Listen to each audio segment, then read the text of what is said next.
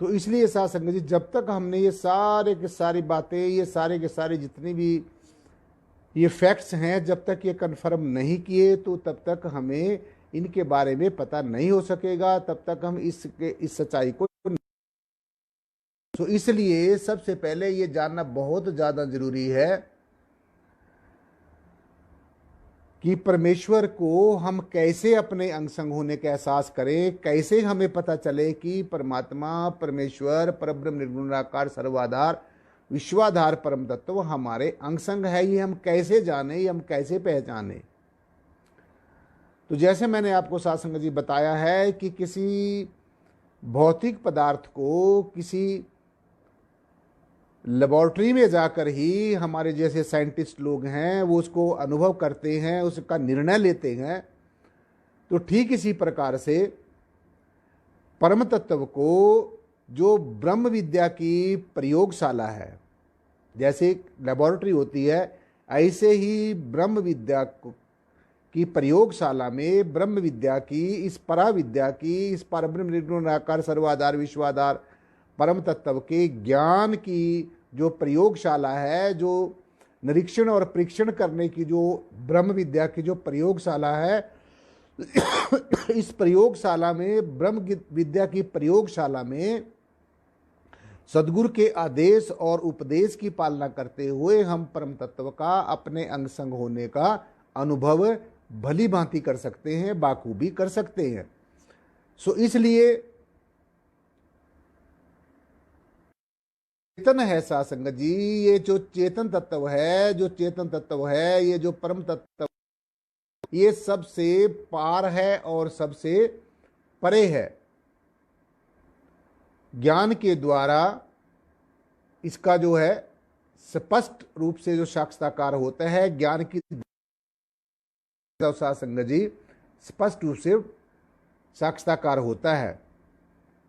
और ये जो परम तत्व है, ये परब्रह्म निर्गुणाकार सर्वाधार विश्वाधार परम तत्व है साथ संगत जी, ये प्रकृति के सारे तत्वों के पार है और सबसे परे है। जिसने इस एक परम तत्व को जान लिया तो ये समझो उसने सब कुछ जान लिया। और जिसने इस एक परम तत्व को नहीं जाना है तो दुनिया के जितने भी सब्जेक्ट्स हैं, जितने भी विषय हैं साथ संगत जी, चाहे उन सब का हमें ज्ञान हो जाए, लेकिन आत्म तत्व का ज्ञान एक तरफ और दुनिया के सारे सब्जेक्ट्स हैं, सारे विषय हैं, उनका ज्ञान एक तरफ।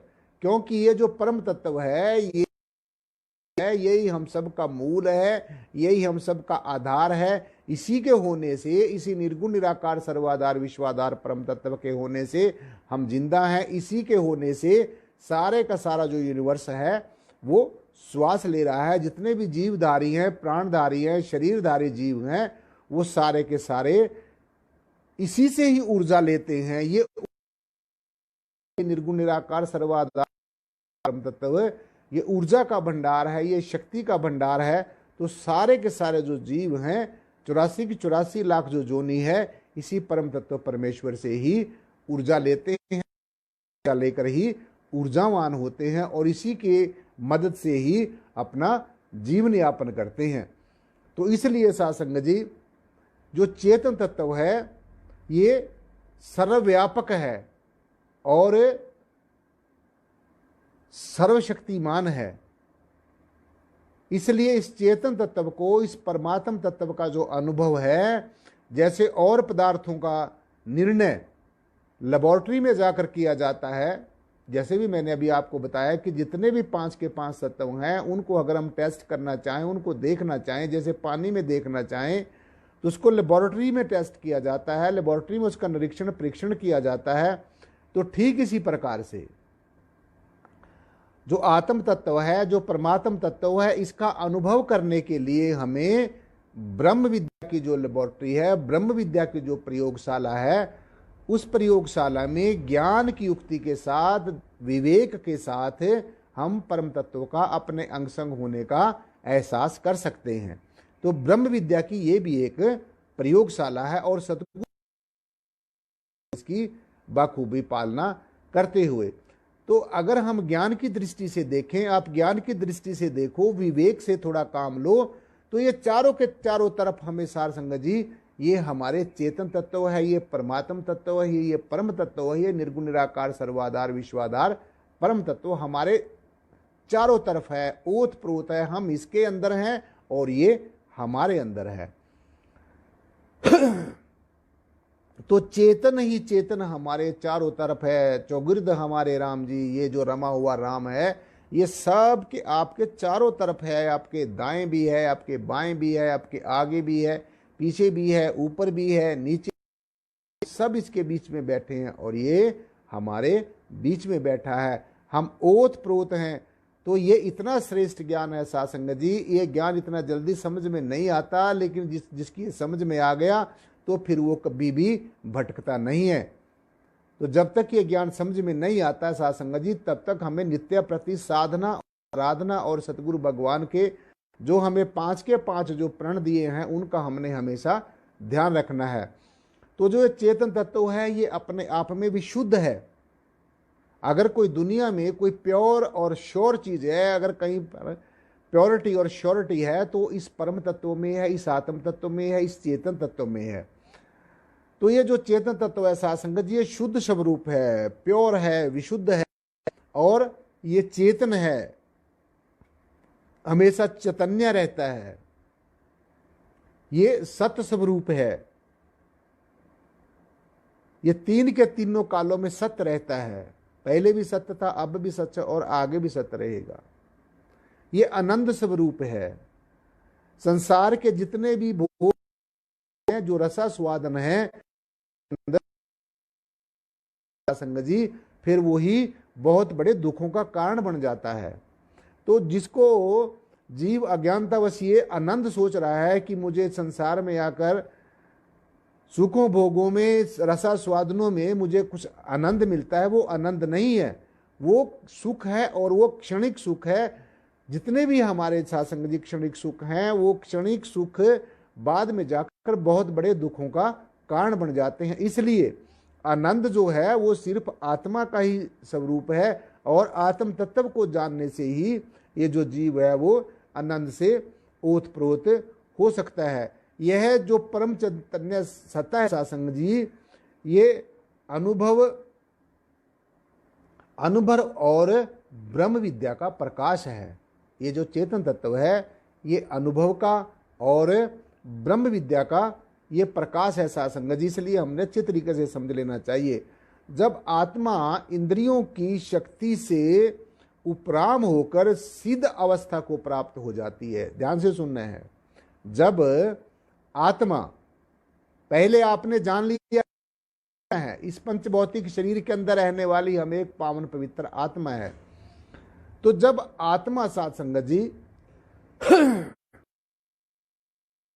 आत्मा इंद्रियों, ज्ञानेंद्रियों और कर्मेंद्रियों की शक्ति से उपराम होकर, इनसे परे होकर, इनसे अनासक्त भाव से, एक असक्त भाव होता है और एक अनासक्त भाव होता है।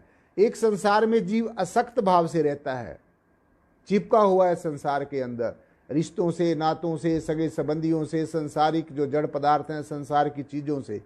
ये है असक्ति, क्योंकि असक्ति और आकर्षण ही जीव को इस संसार के अंदर फंसाते हैं। और एक होता है अनासक्त भाव।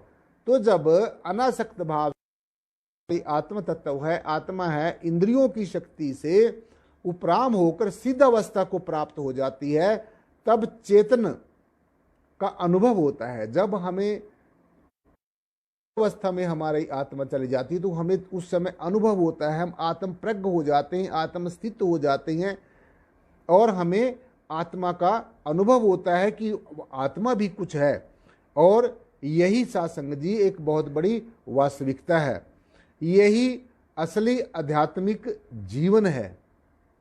एक बार और सुनो, जब आत्मा इंद्रियों से, ज्ञानेंद्रियों से, कर्मेंद्रियों से, मन से, बुद्धि से, चित्त से, इन सब से पार होकर, परे होकर अनासक्त भाव से, अब ध्यान से सुनना है, अनासक्त भाव से, यानी कि साथ में रहते हुए भी ना रहना, संसार में रहते हुए भी संसार में ना रहना, संसार में आप रहें लेकिन संसार आपके अंदर ना रहें। पानी के अंदर किश्ती के अंदर पानी ना हो, अगर नाव के अंदर किश्ती के अंदर पानी थोड़ा सा भी आ गया तो वो ही साध संगत जी किश्ती को डुबा देता है। और ठीक इसी प्रकार से जीव का जो संसारिक पदार्थों के प्रति आकर्षण है, आसक्ति है, वो भी इसको पतन की तरफ ले जाती है। तो इसलिए यही असली आध्यात्मिक जीवन ज्ञान और ध्यान की परिपूर्णता है।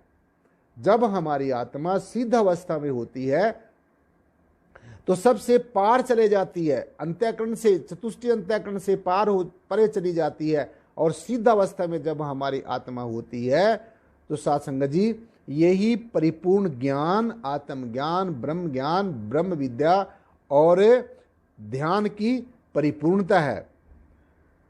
जो ब्रह्म है साध संगत जी, ब्रह्म का ज्यादा अनुभव होता है, ज्यादा वर्णन नहीं होता है।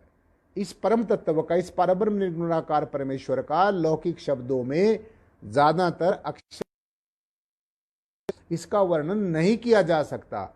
इसका तो साध संगत जी सिर्फ अनुभव किया जा सकता है, ज्ञान और ध्यान की युक्ति से अनुभव किया जा सकता है, अपने अंगसंग होने का एहसास किया जा सकता है। इसका ज्यादा वर्णन शब्दों में, लौकिक शब्दों में नहीं किया जा सकता। और ये भी साध संगत जी हमने अच्छी तरीके से समझ लेना चाहिए, चेतन ही चेतन का अनुभव करता है। देखो ध्यान से सुनो कि चेतन, जो चेतन तत्व है, ये ही चेतन का अनुभव करता है और बाकी सब जगत रह जाता है, जड़ है। क्योंकि बाकी सब जो जगत है, पांचों के पांच तत्व हैं, वो जड़ हैं। और जो चेतन है यही चेतन का अनुभव करता है, चेतन ही चेतन होने का एहसास करता है। जो आपके पंच भौतिक शरीर में जो चेतन तत्व है, जो आत्म तत्व है, जो इस परमेश्वर का, इस परब्रह्म निर्गुणाकार सर्वाधार विश्वाधार परम तत्व का अंश है, तत्व है, इस विराट स्वरूप का, इस निर्गुण निराकार सर्वाधार विश्वाधार परम तत्व का, इस जय श्री प्रियतम निर्गुण निराकार सर्वाधार विश्वाधार परम तत्व का चेतन ही इसका अनुभव। ये चेतना का, ये जो निर्गुण निराकार सर्वाधार विश्वाधार परम तत्व है, ये चेतना का भंडार है। और इसका अंश रूपी जो चेतन तत्व है वो हम सब के अंदर विद्यमान है। और ये चेतन तत्व ही जो ये परम चैतन्य हस्ती है, जो विराट स्वरूप में इसका अनुभव कर सकता है। ज्ञान और विवेक की दृष्टि से है। अब बहुत से लोगों में ये भ्रांति है कि ये जो निराकारी जागृति मिशन में ये कहा जाता है कि परमात्मा को देखा भी जा सकता है और खुली आंखों से देखा जा सकता है। सो मैं आपको, जितने भी मेरे दर्शक मुझे सुन रहे हैं, मुझे देख रहे हैं, जो निराकारी जागृति मिशन के अनुयायी हैं, उनको तो इस रहस्य का बाखूबी सदगुरु भगवान ने बताया हुआ है, उनको तो पता है। लेकिन और भी जितने भी जो संत जन है, जो संत महापुरुष मेरी आवाज को सुन, उनको स्पष्ट तौर से ये देना चाहता हूं कि पहले जो संत महापुरुष हुए, पहले युगों में जो संत महापुरुष हुए, उन्होंने परमेश्वर को देखा होगा, उन्होंने परमेश्वर को जाना होगा, उन्होंने परमेश्वर को पहचाना होगा, उन्होंने परमेश्वर को अपने अंगसंग होने का अनुभव किया होगा। तभी उन्होंने बताया कि परमात्मा निराकार है और साकार भी है, परमात्मा सर्वव्यापी है, परमेश्वर रमा हुआ राम, ये जो रमा हुआ राम है सब जगह रमा हुआ है। सो ये सीधा सीधा हमने स्पष्ट हो जाना चाहिए कि अगर पहले संतों महापुरुषों ने परमेश्वर को देखा, अनुभव किया, एहसास किया, तो आप भी कर सकते हैं। आप परमेश्वर को देख भी सकते हैं, आप परमेश्वर का अपने अंगसंग होने का अनुभव भी कर सकते हैं। आप इस परब्रह्म निर्गुण निराकार सर्वाधार विश्वाधार का खुली आंखों से दर्शन कर सकते हैं और एक पल भर में कर सकते हैं। जिसको 88 हजार वर्ष तपस्या करके, बड़ी अघोर साधनाएं करके, अनेकों जप तप व्रत उपवास करके, तीर्थों के ऊपर तीर्थाटन करके, अनेकों जगह तीर्थों के ऊपर स्नान आदि करके, बहुत धार्मिक भी जिसको एहसास नहीं कर सके, उसको ब्रह्म ज्ञान की युक्ति से, इस ब्रह्म विद्या से, इस पराविद्या से एक पल भर में भी परमेश्वर का खुली आंखों से दर्शन दीदार किया जा सकता है। सो इसलिए अगर ज्ञान और विवेक की दृष्टि से देखा जाए साध संगत जी, तो ये इस परम तत्व को छोड़कर, इस आत्म तत्व को छोड़कर सारे का सारा जो जगत है वो जड़ है, ये सारे का सारा जड़ है। जब जिज्ञासु की ब्रह्म दृष्टि होती है और निज स्वरूप आत्मा का ज्ञान हो जाता है और अपने अंगसंग होने का एहसास हो जाता है। देखिए, ज्ञान होना एक अलग बात है, बोध का होना, एहसास का होना, अनुभव का होना बहुत ज्यादा अति जरूरी है। इसलिए जिज्ञासु की ब्रह्म दृष्टि होती है और निज स्वरूप आत्मा का ज्ञान एवं उसको बोध हो जाता है। साथ संगत जी, आत्मा के साथ साथ में बोध का होना बहुत ज्यादा जरूरी है। तो साथ साथ में स्थूल और सूक्ष्म जो जगत है इसका ज्ञान भी होना जिज्ञासु के लिए,